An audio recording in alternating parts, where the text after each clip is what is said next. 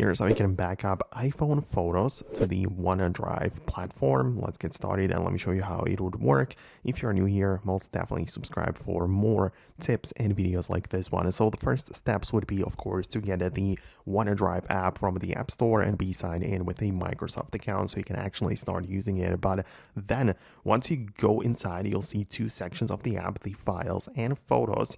And if you switch to the photos mode, in my case, it is telling me that the camera backup is turned off, right? And what's important about it is that I can either enable it or keep it separate from my device. It works very similar to the Google Photos platform. If you turn on the camera backup, it just means that every single photo you have stored in your gallery will be automatically uploaded and backed up to the OneDrive platform.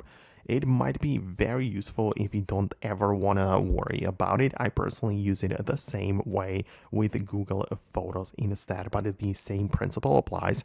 And it just means that, as I said, every single thing, you open up camera on the phone, you capture the image, it will be stored not only in your Photos app, but also in the OneDrive Photos section.